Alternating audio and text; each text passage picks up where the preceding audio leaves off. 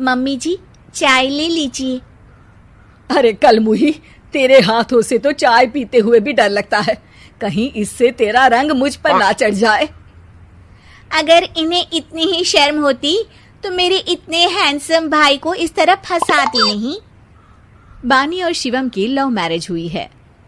बानी के ससुराल में उसकी ननद और सास हैं, जिन्हें अपने गोरे रंग पर बहुत गुरूर होता है, जिस वजह से वो बानी को सिर्फ उसके सांवले रंग की वजह से नापसंद करती है और हमेशा उसे ताने सुनाती रहती हैं। बानी उनकी सभी जली कटी बातें सुनकर चुपचाप वहां से चली जाती है। तुम माँ और छोटी को कुछ बोलती क्यों नहीं? मम्मी जी बड़ी हैं, हर छुटकी ना समझ, इस तरह उन्हें उल्टा जवाब देना सही नहीं। मेरी जिम्मेदारी उनकी सेवा करना है, जो मैं पूरे दिल से हमेशा करती रहूंगी। ऐसा बोलकर बानी रसोई में जाकर रात के खाने की तैयारी करने लगती है। रात को खाना खाते हुए बानी की सास उसे कहती है, कल मैंने अपनी फ्रेंड्स के साथ किटी पार्टी रखी है, समय से सारा खाना बना देना और अपना मनहूस चेहरा लेकर ज्यादा उनके सामने मत आना, समझी? माँ, बानी आप दोनों की कितनी परवाह करती है, फिर भी आप उससे इतना बुरा व्यवहार क्यों करती हैं? अरे एक तो लव मैरिज करके इस कलमुही को हमारे सर पर लाकर बिठा दिया और अब हम इसे कुछ बोल भी नहीं सकते क्या? भैया तो इनकी तरफदारी करेंगे ही, आखिर इन्होंने पूरी तरह उन्हें अपने वश में जो किया है। जिसे जो करना है करे, बस कल मेरा सारा काम समय पर हो जाना चाहिए। इस पर सब खाना खाकर सोने चले जाते हैं और अगले दिन बानी जल्दी उठकर सास की किटी पार्टी के लिए तैयारियां शुरू कर देती है, जिस पर पार्टी शुरू होने के बाद सास की सहेलियां कहती हैं, अरे वाह री, तेरी बहू ने तो बड़े स्वादिष्ट समोसे बनाए हैं। हाँ भाई, रंग कैसा भी हो, खाना बनाने में बिल्कुल अन्नपूर्णा है। अरे इसकी भी क्या बात करनी, मेरी बेटी से मिलो, इसकी सुंदरता के आगे तो उर्वशी रंभा भी फेल है। उर्वशी रंभा को तो फेल कर देगी, पर क्या अन्नपूर्णा बन पाएगी? अरे इसे काम करने की क्या जरूरत, उसके लिए बानी है तो, और मैं तो इसकी शादी भी किसी नौकर चाकर वाले घर में ही करूंगी। बानी वापस रसोई में चली जाती है और किटी पार्टी चलती रहती है। उसी रात को बानी की सास गुस्से में चिल्लाते हुए अपने कमरे से बाहर निकल कर आती है। हाय रे, चोरी हो गई, मेरे पैसे, पक्का पक्का इस कलमुही की वजह से हुआ है ये सब। अरे क्या हुआ माँ, कौन सा आसमान टूट गया? अरे आसमान तो उसी दिन टूट गया था जब तू इस कलमुही से शादी करके इसे घर में ले आया था।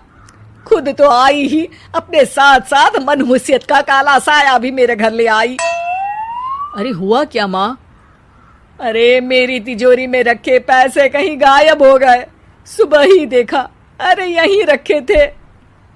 क्या आप मुझ पर चोरी का इल्जाम लगा रही हैं?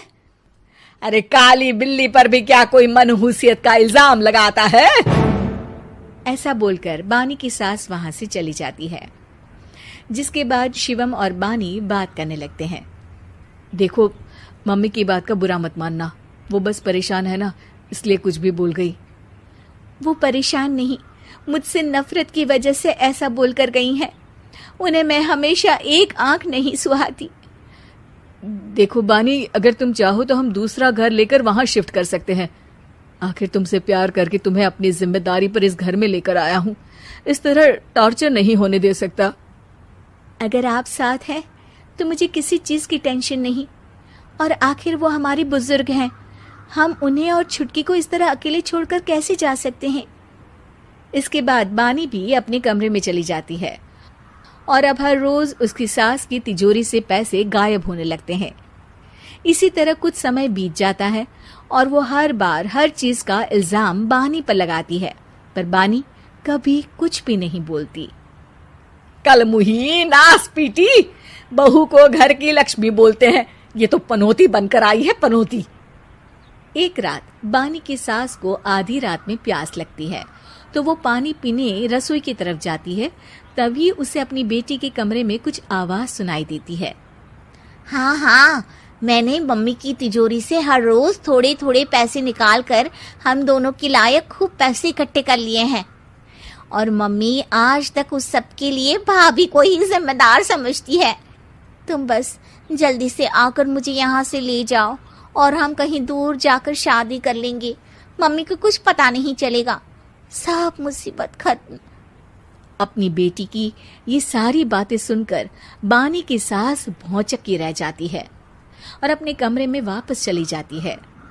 जब अगली सुबह बानी सास के कमरे में आती है, मम्मी जी, क्या बात है, आज आप कमरे से बाहर ही नहीं आई?